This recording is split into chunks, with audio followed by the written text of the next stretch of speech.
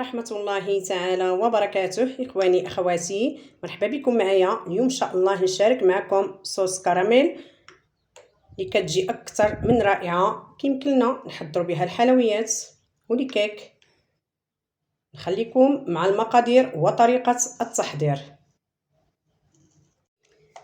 بسم الله والصلاة والسلام عليك يا رسول الله. بالنسبة للمقادير ديال الكريم كراميل كنحتاجو كاس ديال السكر حبيبات، وعندنا كاس ديال الحليب، معلقه ديال نشا الذره اللي هي المايزينا، وعندنا 2 معالق ديال الحليب، وعندي هنا تقريبا ملعقه كبيره ديال الزبده. هاد الزبده حيوانيه، بغينا واحد الزبده اللي هي تكون ممتازه ولذيذه في المذاق. وعندي هنا ساشي ديال الفانيلا. بسم الله وعلى بركه الله. اول حاجه غنبداو بها هو السكر. غنوضعوه في الكاسرول ونشعلوا عليه النار بهذا الشكل، ومره كنبقاو نحركوا في هذا الكاسرول ديالنا. وفي هذا الاثناء والكاسرون فيها سكر سنيده، غنوضعوا هذا الكاس ديال الحليب هانتوما، غنوضعوه هنا في واحد البريق باش يسخن. بغينا هذا الحليب يسخن مزيان بهذا الشكل. بالنسبه للسكر اخواتي ما كنحركوه ما حتى شي حاجه، مره كنحركوه غير هكا بالكاسرونه وكنخليوه حتى كيبقى يذوب. عاد كنخدموا الملعقه الخشبيه وكنتسناو على السكر حتى كيبدا يذوب. بالنسبه لهذا الحليب انا وضعته يسخن باش ملي نوضعوا على السكر حبيبات ما يتحجرناش بزاف. يعني ملي كيكون الحليب سخون وكنوضعوه على الكراميل ديالنا، يعني كيسهل لنا العمليه ديال الاذابه.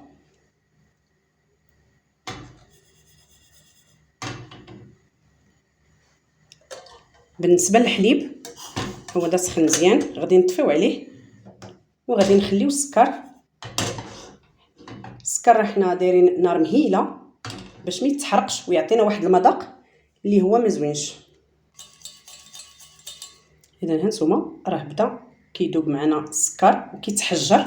مره حركوه هكا بالكاسرول باش كيبقى اللون ديالو جميل وما كيتحرقش. اذا هانتوما كتشوفوا تقريبا السكر مشى كيذوب معنا كامل.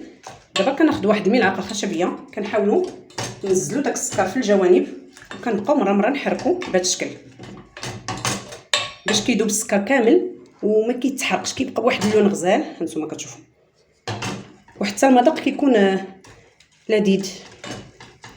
دابا استمروا هكا في التحرك.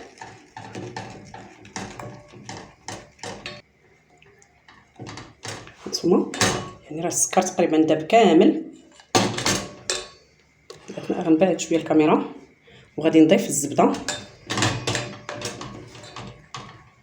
اذا كناخذ هاد الملعقه ديال الزبده بسم الله وعلى بركه الله بهذا الشكل هانتوما، وكنوضعها في هاد الكراميل وكنبقى نحرك. هانتوما كنبقى نحرك هاد الزبده حتى كتذوب معنا. غير اختار واحد النوعيه جيده بهذا الشكل. كنهز الكاسرونه ديالي فوق النار باش ما يتحرقش معنا الكراميل. هانتوما انا ما غاديش نقطع التصوير باش يبان لكم النتيجه مزيان. وغنوضع كيس ديال الفانيلا بهذا الشكل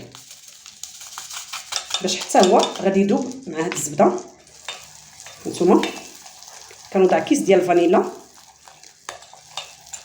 هانتوما وكنستمروا في التحريك.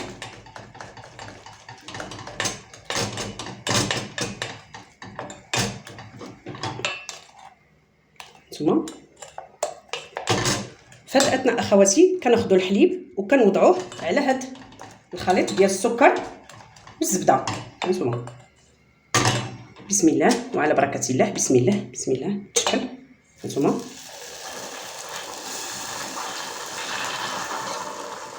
اذا كاس ديال الحليب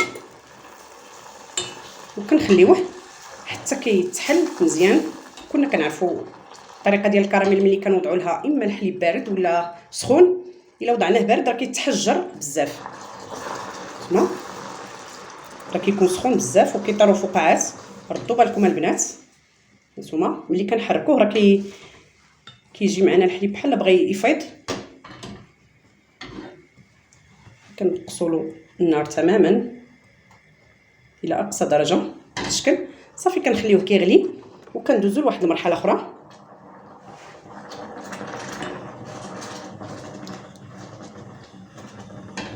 انا كنستمر هكا في التحريك ديال هذا الكراميل باش ما يلتصقش داك السكر في الاسفل ديال الكاسرول. هانتوما كتشوفوا كيغلي. في هذا الاثناء اخواتي كناخذ واحد الزلافه وكنوضع فيها 2 معالق ديال الحليب بهذا الشكل. بسم الله. 2 معالق كبارين ديال الحليب بهذا الشكل، وكنوضعوا واحد الملعقه ديال النشا. انا غنجيب واحد الملعقه، اذا هي الملعقه ناشفه. غناخذ ملعقه بهذا الشكل، كتكون ملعقه عامره مزيان. بسم الله. وكنخلط هذا الخليط هنا باش كنوضعوا على هذا الخليط ديال الكاسرول. اذا كنخلط هذا المعلقه ديال النشا مع الحليب بهذا الشكل.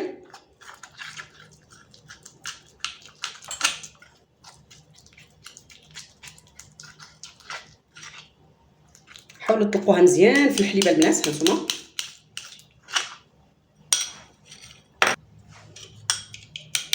اذا بعد ما خلطنا هذا الحليب مع النشا كنوضعوه على الخليط الاول. بسم الله. بهذا الشكل كنوضعوه هنا وكنحركو مزيان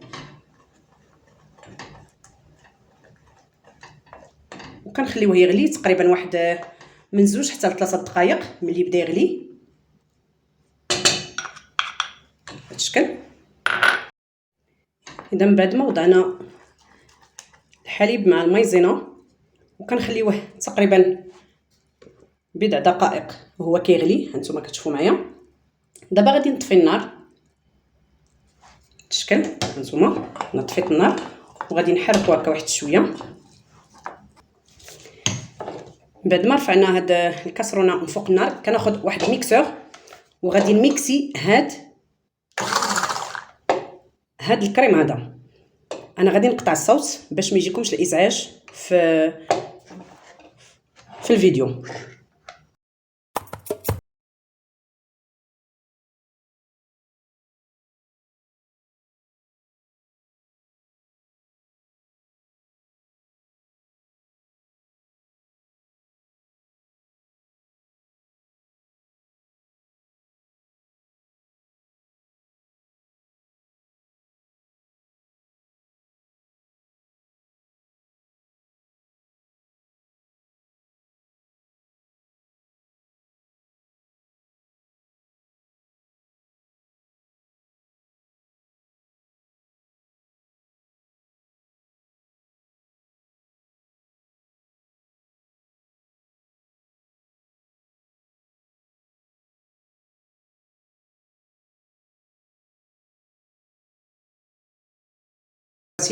من بعد ما ميكسينا هذا الخليط ديالنا هانتوما راه باقي سخون ولكن راه كتشوفوا انه عاقد.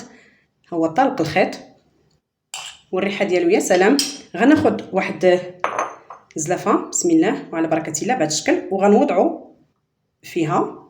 هانتوما نوضع الخليط ديالي في هذه الزلافه وغادي نغطيه بواحد السلوفان ونخليه ان شاء الله حتى يبرد. كنغطيوه هكا بالسلوفان وكنحاولوا ان الوجه ديالو غادي يلامس لنا هذا البلاستيك باش ما يدخلناش الهواء نهائيا. بالشكل كنحاول نهبط هذا البلاستيكه على هذا السلوفان بهذا الشكل. ثم غادي نقطعو ونغطيوه مزيان.